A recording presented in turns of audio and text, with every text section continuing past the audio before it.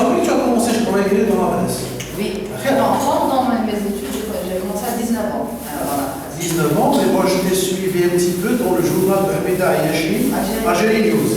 Voilà, tu as animé la page culturelle de 2010 à 2014. 2010-2014, après on vous a arrêté. Jusqu'à la fermeture du journal. Voilà, ils ont fermé le journal, mais juste après tu as rebondi dans le sport d'Algérie, qui est quand même un journal en Algérie, c'est pratiquement des quotidiens les plus lus d'Algérie, c'est un des tout premiers. Et aujourd'hui tu animes la page culturelle aussi, donc vous êtes quand même une équipe.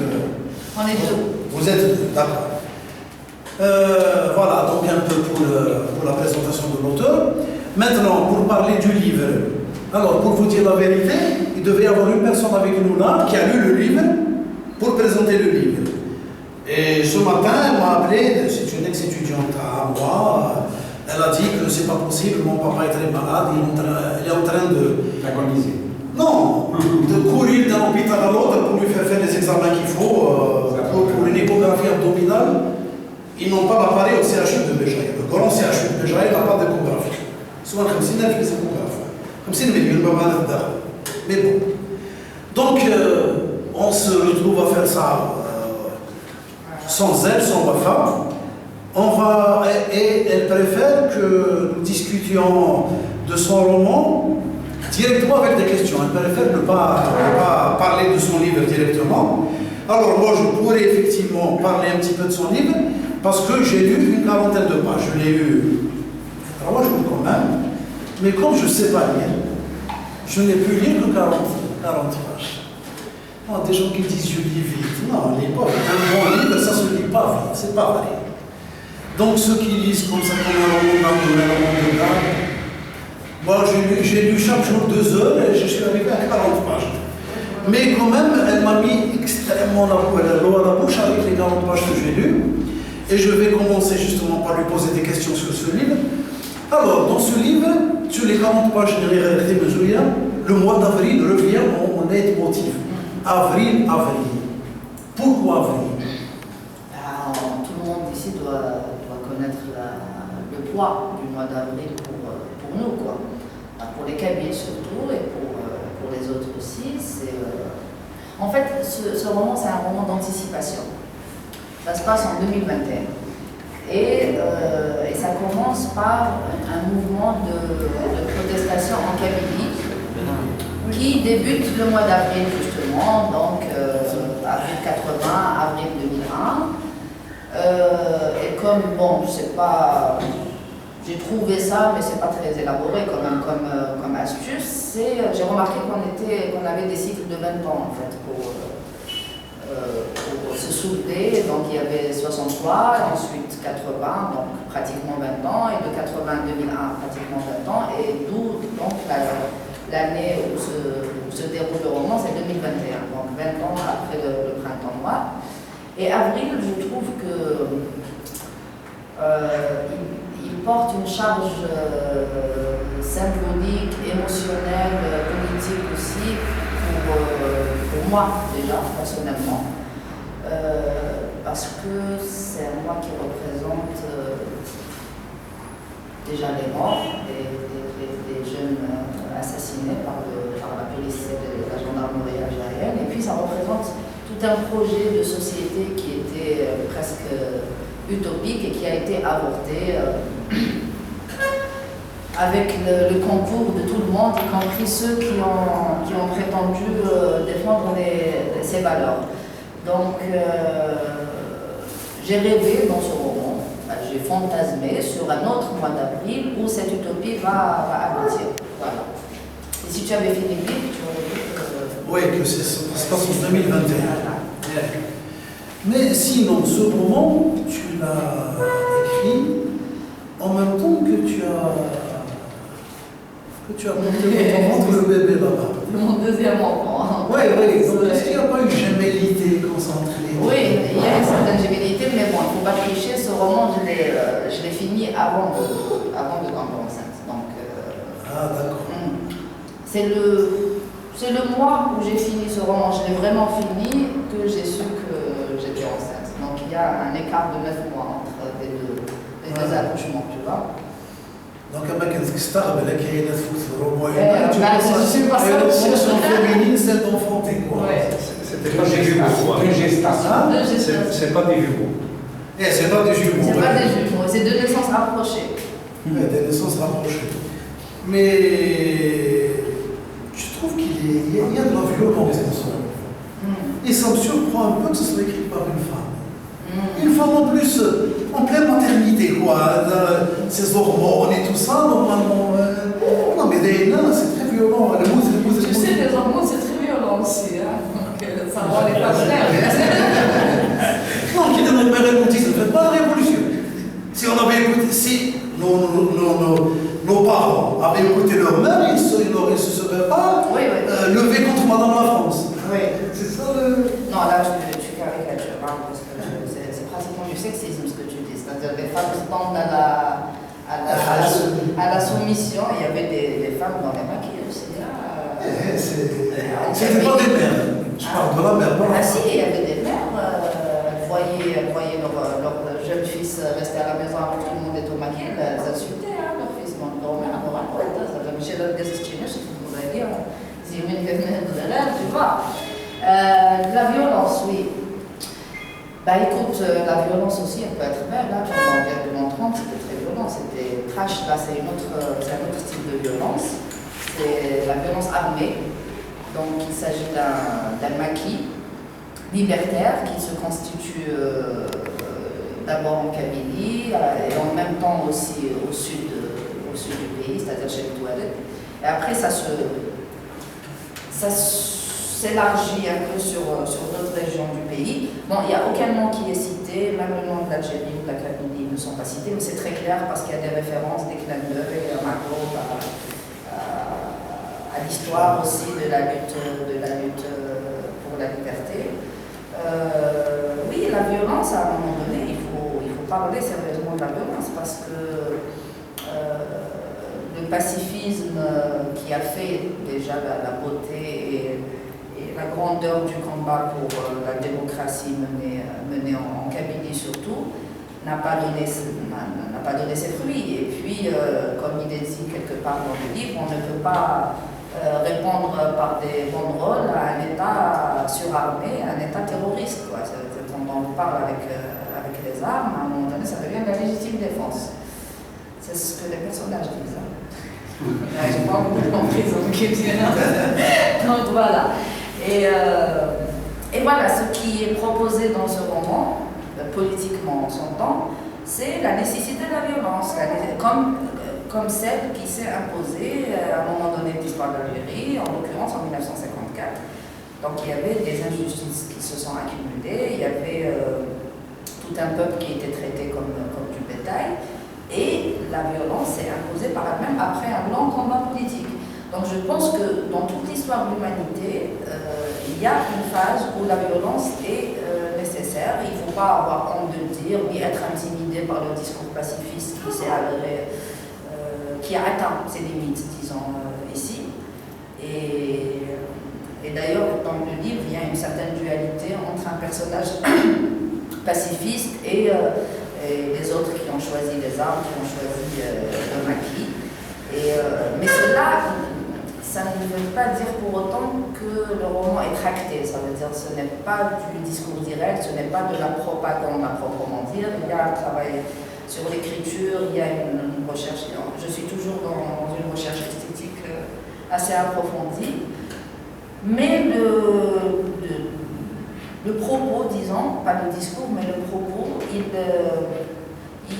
ne défend pas la violence, il ne légitime pas la violence, il la considère comme une évidence à un moment donné, comme quelque chose de très naturel qui arrive à un moment donné dans l'histoire d'un peuple. Voilà. Oui, bien sûr. Oui, bien sûr. Il y a une légitimité à la violence. Déjà, les États, ils se légitiment le droit d'être violents. Et quand ils ne sont pas démocratiques, ça devient. Sinon, effectivement, le roman n'est pas. Moi, je ne suis pas encore arrivé à 2021. Mais. Non, c'est depuis le début de 2021, mais ce n'est pas dit en fait. Ah, c'est pas dit. Là, ce n'est pas dit. Et ça veut dire que je n'ai pas encore compris cette cyclicité des 20 ans. Effectivement, en étant algérien, j'arrive à me situer, j'arrive à me situer, à comprendre que l'histoire se passe chez nous. Mais un étranger, effectivement, il ne va pas le comprendre. Et ce que je veux dire, c'est que il n'y a pas cette... tu n'as pas localisé, quoi, ce truc spatial, ça se passe dans un endroit, ça peut se passer n'importe où. Oui, exactement. Et je crois que c'est un des mérites, effectivement, du livre. Je veux dire, ça donne une universalité à l'œuvre. Et pour le temps 2021, je n'ai pas compris. Cette unité de temps, je n'ai pas encore compris, je ne suis pas arrivé. J'ai quelques questions que tu as posées, ça. Bref, pourquoi tu personnifies la liberté par le visa? Un des personnages du roman, je crois que c'est la seule femme. Non, il y a beaucoup de femmes dans le maquis. Louisa, elle n'est pas dans le maquis. Louisa, en fait, Louisa, c'est l'amante d'un des personnages. Et moi, je ne suis pas d'accord avec moi. Enfin, je ne pense pas que Louisa personnifie la liberté. Louisa, c'est une femme aérienne, c'est une femme pratiquement abstraite qui n'est pas dans la révolution, qui ne participe pas à cette révolution, mais pas pour des raisons de lâcheté. C'est simplement parce que, disons qu'elle a transcendé ça. Donc, elle représente quelque part la part manquante de l'auteur, parce qu'en fait, il y a un jour de voix à l'intérieur. C'est un livre, dans un livre après, tu vois. Donc, lui, il parle d'elle comme une femme qui a tout dépassé, qui a tout transcendé, qui se moque à présent de tout, en fait,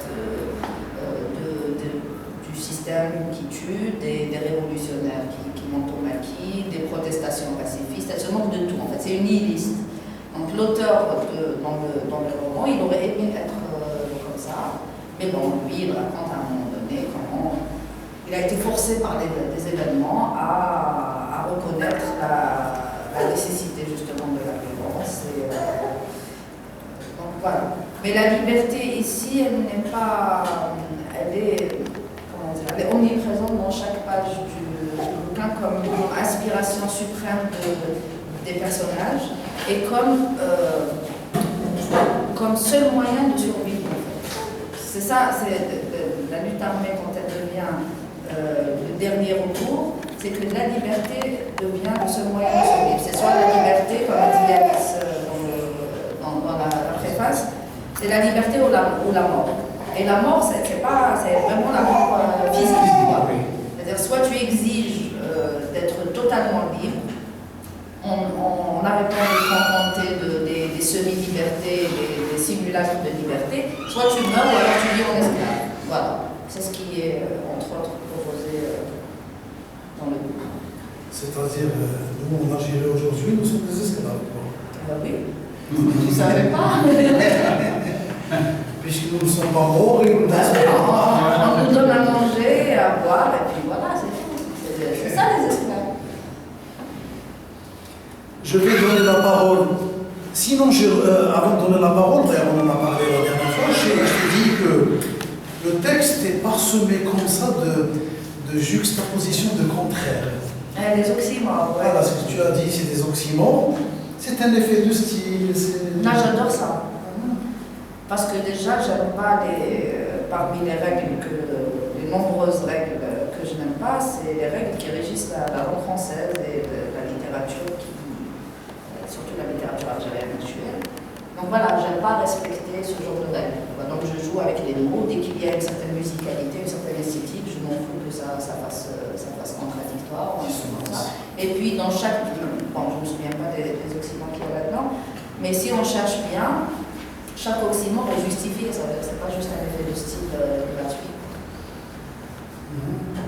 Je ne sais pas si tu te rappelles de quelque chose. Oui, j'en ai j'ai noté. Alors, ce livre est écrit en français, et moi je pense que. Mais il est écrit en français dans le style de 4 BSC, j'écris en français, mais juste en français. C'est pas un livre francophile. C'est écrit, la langue, c'est juste. Mais en même temps, il est bien écrit. il y a un amour de la langue française, c'est très bien écrit, mais en même temps, il y a la distance avec la France.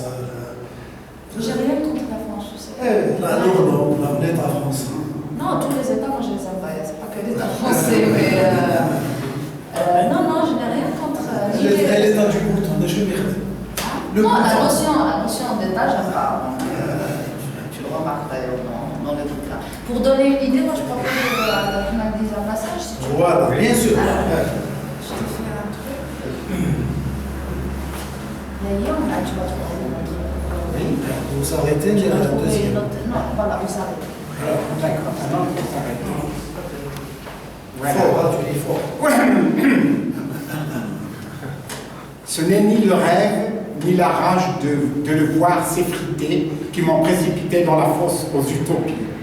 J'en avais simplement assez du strictement possible, du raisonnable, des idées réalistes, de la gloire que je n'ai jamais arrachée, mais qui me fut collée par la tyrannie de la génétique et de l'histoire. Je voulais seulement respirer la pluie et sentir son coït avec l'engrais, sans que l'on ne vienne m'expliquer que ce miracle appartenait à d'autres, que ma jouissance était coupable de trop d'amour, impur envers une parcelle de la terre, alors qu'il fallait l'adorer dans son entièreté indivisible. Je voulais me pendre à un poème, laisser ma langue s'entortiller dans une chanson, déguster la bave blanche d'un figuier que personne d'autre ne pouvait comprendre, dormir sur la tente de mon frère et l'y écouter gémir le plaisir de se liquéfier dans la terre. Et puis, un matin, je me réveillais avec la puanteur naissante d'avril. Pendant 20 ans, il m'avait laissé boire, sans trop comprendre l'amour vicieux de cette terre qui finalement lui appartenait. Ma vieille voisine défonçait la porte avec son poing décharné en criant « Réveille-toi, ils sont en train de nous tuer !» J'ai mis quelques secondes à m'interroger sur mon degré d'implication dans ce nous qui était en train de se faire tuer. Mais aussitôt, je me retrouvais hors du lit, piqué par je ne sais quel dard de rappel, cherchant mon gouvernail, le retrouvant au bord de la cuvette des toilettes. L'image de cette femme aux yeux incolores me toisant comme un youyou de mer guerrière. Je fonçais dans la rue avec le cri planté dans l'épiderme, sans que je ne sache encore qui était en train de nous tuer et qui était ce nous. Dehors, nous ai vu pour la première fois, et j'ai compris cet acharnement à m'interdire de sentir l'étreinte de la pluie et de l'engrais, de me pendre à un poème, de me faire mordre par une chanson, de m'enivrer sous un figuier, de m'oublier sous les ossements d'un frère qui n'avait pas fini d'assassiner. Le figuier est revenu, ce passage-là, je l'ai lu, hein. C'est la page 24, ma mère, la page 40. Et je l'ai beaucoup aimé ce passage, donc elle l'a choisi, je suis en train de bien lire le livre. Très bien. Et le figuier, il est revenu plusieurs fois dans les 40 pages que j'ai. Dans ce passage, il y en a deux parce qu'il répète les mêmes passages en fait. Il répète pourquoi on veut lui interdire et c'est pour ça qu'il revient deux fois, le figuier. Mais bon, c'est l'arbre, c'est l'un des arbres emblématiques de la Kabylie aussi. Donc, il y a l'olivier, il y a le figuier. En tout cas pour moi, je ne sais pas. Il y a l'olivier et le carobier. Les carobiers aussi. Ouais, le figuier se marie avec l'olivier, car sa mère l'olivier, il a des racines puissantes, mais elles ne sont pas pérennes. Oui. Elles ventilent le sol pour l'olivier, qui est millénaire. Ça, c'est magnifique, ça. Mais on mange des figues en Kabylie à cette période de l'année. Je ne parle pas de maintenant, on nous importe tout. Mexique, on se nourrissait de figues à cette période. On a encore des figues à la maison. Bien sûr, même ici, c'est pas les figues, c'est précisément une déchirure. Mais ça, c'est un problème. Je ne sais pas pourquoi ils ont. Parce que c'est un arbre qui a pas une longue durée de vie. Donc il faut replanter. Depuis 62, ça s'est perdu. Donc on peut dire que ce livre est une ode à la Kabylie. Non, à la liberté, parce que ça ne se passe pas uniquement en Kabylie, mais c'est vrai que je disons que j'y mets tout mon amour pour la Kabylie. Voilà. La Kabylie mérite d'être aimée. N'est-ce pas? Je ne sais pas. Alors, qui c'est qui est contraire? Qui c'est qui a le courage de dire non? Je n'étais avant toi, t'as resté.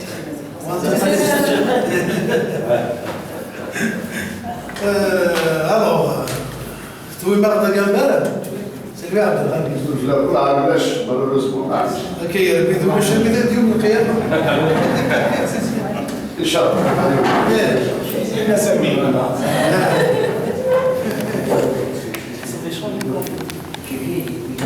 Alors, si quelqu'un a envie d'intervenir parmi vous, il y a des gens debout, il y a des sièges. Les coursiers. طلبوا دار des coursiers. Là, on va s'y vas-y, Mohamed. Voilà, en fait, juste une question. Je n'ai pas encore lu le livre, donc on ne peut pas parler du livre là, mais juste en fait une question. Pourquoi le choix d'écrire au futur?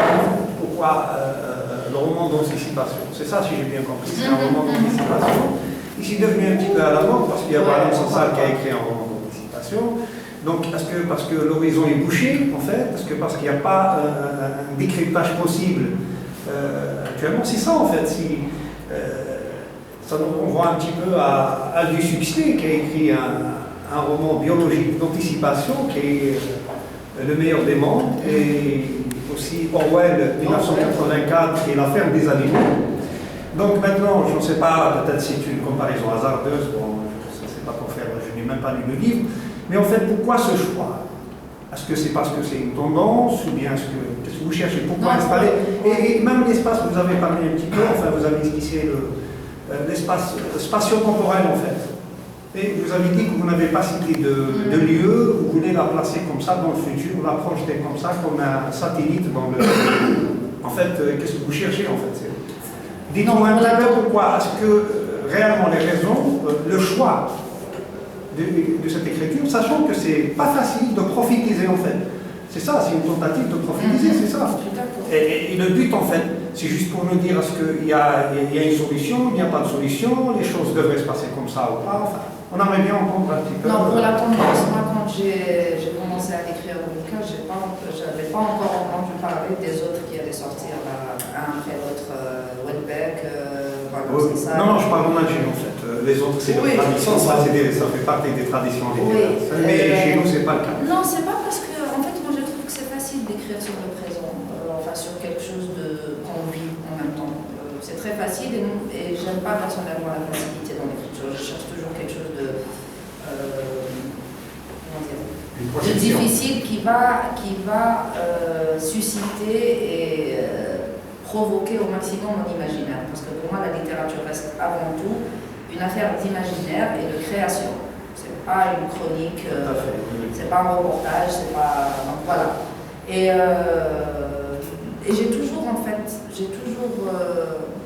voulu écrire un roman politique et un roman, en même temps, un roman qui parle de la Kabylie. Mais sans la désublimer, en fait, qui n'en parle pas vulgairement, même avec les meilleures intentions du monde, il y a beaucoup qui parlent de la Kabylie très vulgairement.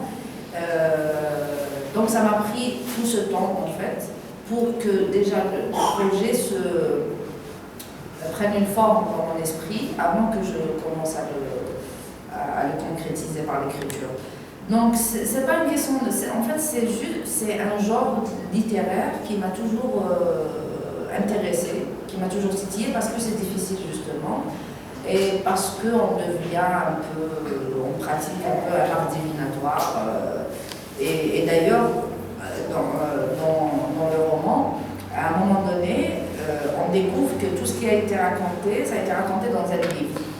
C'est-à-dire il y a un auteur dedans qui fait un roman d'anticipation lui aussi, tu vois.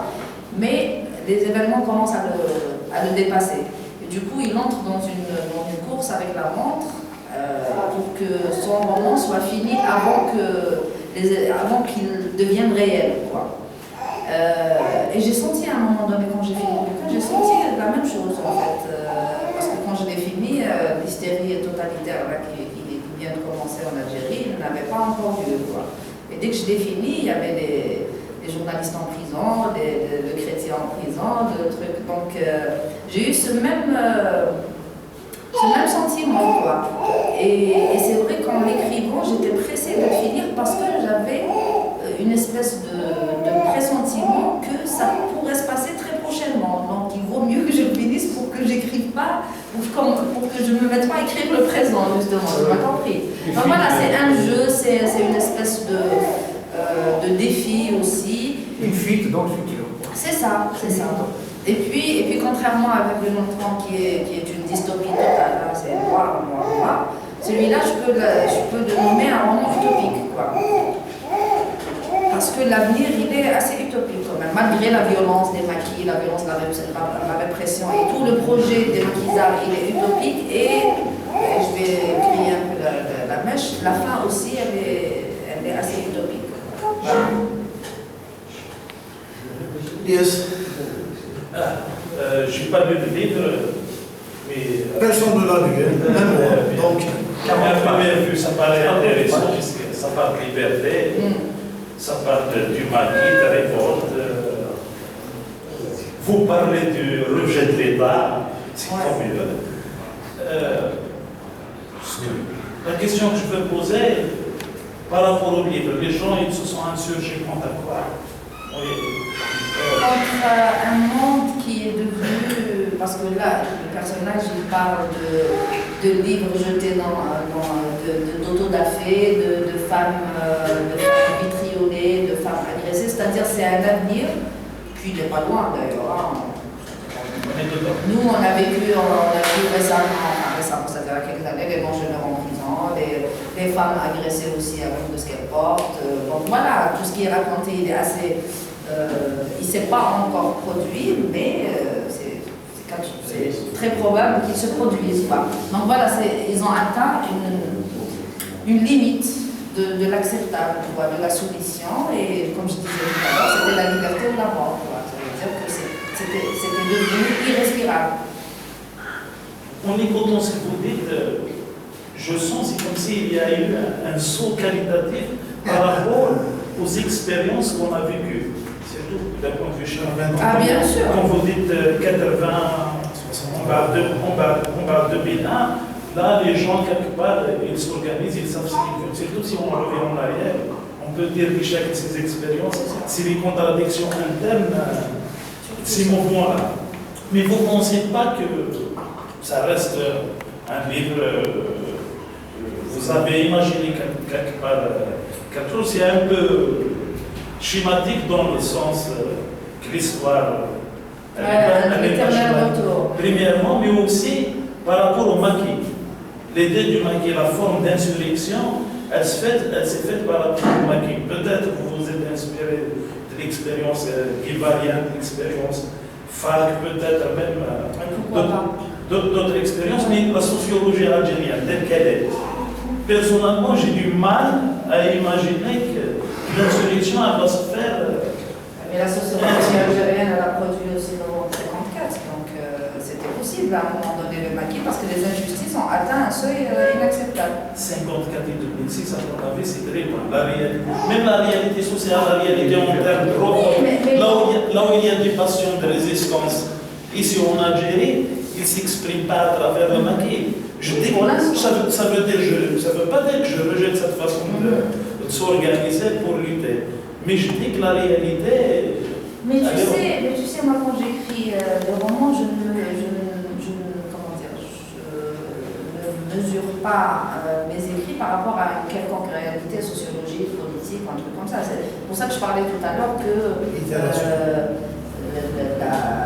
la vraisemblabilité ou le réalisme dans la littérature, moi personnellement j'en ai horreur. C'est-à-dire dans mon premier bouquin en français, Bienvenue en France, il y a des animaux qui parlent par exemple. C'est-à-dire je ne me sens pas conditionnée par une quelconque réalité ou réalisme. Tu vois. Maintenant, là ça parle de maquiller, ça ne veut pas dire que c'est possible. C'est-à-dire factuellement, ça ne veut pas dire que c'est possible. Ça s'appelle de l'utopie et de l'anticipation. Ça ne veut pas dire que ça va se produire. Maintenant, si tu me parles de réalité sociologique, il n'est pas dit dans le roman que c'est tout le peuple qui se soulève et tout, l'héroïsation mensongère